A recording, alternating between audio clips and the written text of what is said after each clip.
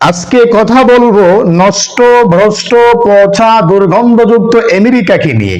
যেই আমেরিকা সারা পৃথিবীকে আজকে অস্থির করে ফেলেছে, যেই আমেরিকা সারা পৃথিবীকে এক অজানা যুদ্ধের দিকে নিয়ে যাচ্ছে, যে আমেরিকা আজকে সারা পৃথিবীর মানুষকে ধ্বংসের দিকে ঢেলে দিচ্ছে, যেই আমেরিকা আজকে দেশে দেশে যুদ্ধ বাঁধিয়ে দেশকে অশান্তির দিকে নিয়ে যাচ্ছে, পৃথিবীকে অশান্তির দিকে নিয়ে যাচ্ছে, সেই আমেরিকাকে নিয়ে দুই একটা কথা বলতেই হচ্ছে। আমার ভাইয়েরা, পৃথিবীতে যদি এমন কোন দেশ থাকে যেই দেশ সবচাইতে বেশি অসভ্য, তাহলে সেটা হচ্ছে আমেরিকা। পৃথিবীতে যদি এমন কোন দেশ থাকে যে দেশ সবচাইতে বেশি মানবতা লঙ্ঘনকারী, সেটা হচ্ছে আমেরিকা। পৃথিবীতে যদি এমন কোন দেশ থাকে যেই দেশ সবচাইতে বেশি মানবাধিকার লঙ্ঘন করেছে, সেটা হচ্ছে আমেরিকা। পৃথিবীতে যদি এমন কোন দেশ থাকে যেই দেশ সবচাইতে বেশি মুসলমানকে হত্যা করেছে, মানুষকে হত্যা করেছে, সে দেশ হচ্ছে আমেরিকা।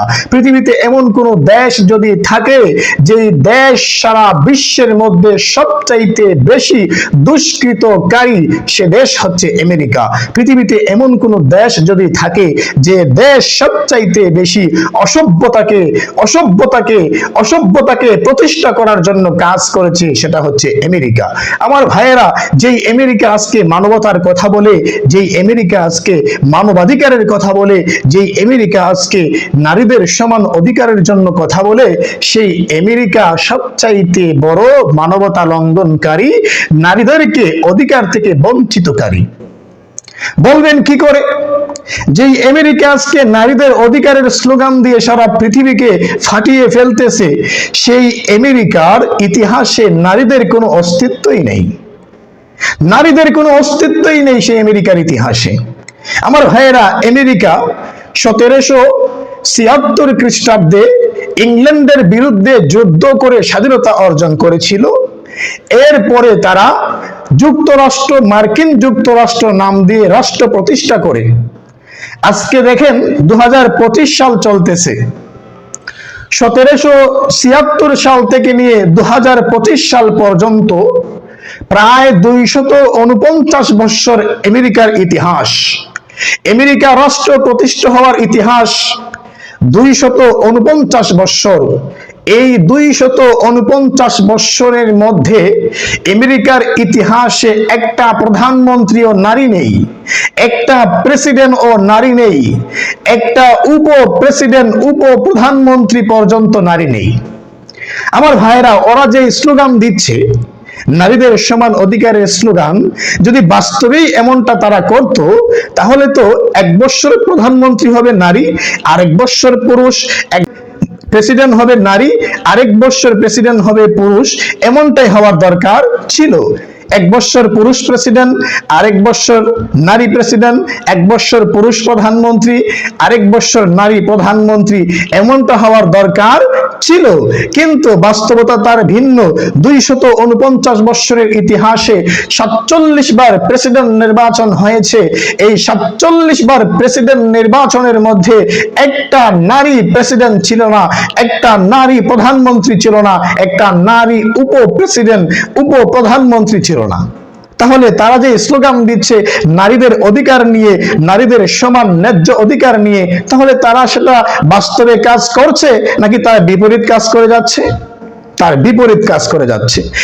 আমার ভাইয়েরা, পৃথিবীতে এমন কোন সমাজ ব্যবস্থা নাই, এমন কোন ধর্ম ব্যবস্থা নাই, এমন কোন রাষ্ট্র ব্যবস্থা নাই যেই সমাজ ব্যবস্থা, যেই রাষ্ট্র ব্যবস্থা, যেই ধর্ম ব্যবস্থা ইসলামের চাইতে নারীকে বেশি অধিকার দিয়েছে।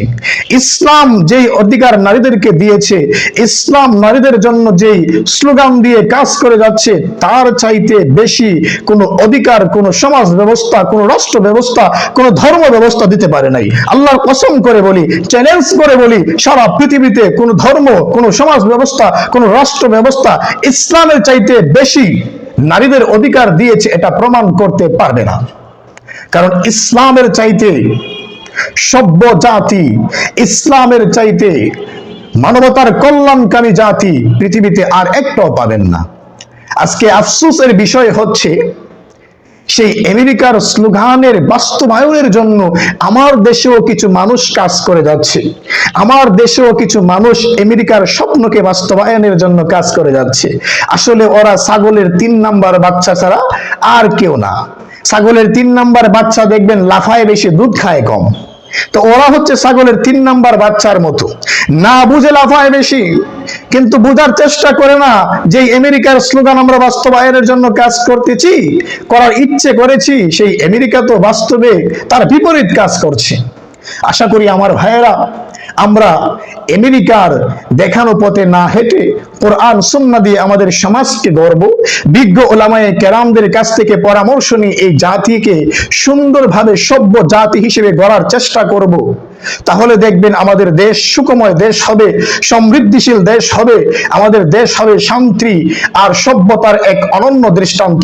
খতিব আব্দুল মালিক হাফিজাহুল্লাহ তাআলা বাইতুল মুকাররমের বর্তমান খতিব গত 2-3 জুমা আগে জুমার খুতবার মধ্যে তিনি বলেছিলেন, আফসোস এই জাতির জন্য, এই জাতির লজ্জায় মরে যাওয়া উচিত যে জাতির কাছে কোরআন আছে, সুন্নাহ আছে, সেই জাতিকে সভ্যতা শেখানোর জন্য, মানবতা শেখানোর জন্য আমেরিকা আসবে।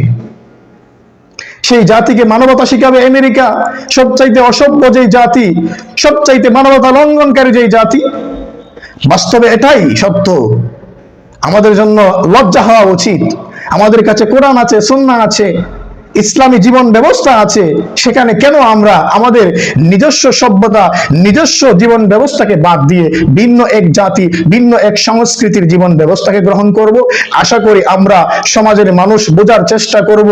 দেশ ও জাতির মানুষের কাছে একটা বিনীত অনুরোধ থাকবে, আশা করি আমরা কোরআন সুন্নাহ দিয়ে এ দেশকে সাজাবো, ওলামায়ে কেরামের পরামর্শ অনুযায়ী এ দেশকে সুন্দরভাবে গঠন করার চেষ্টা করব ইনশাআল্লাহ।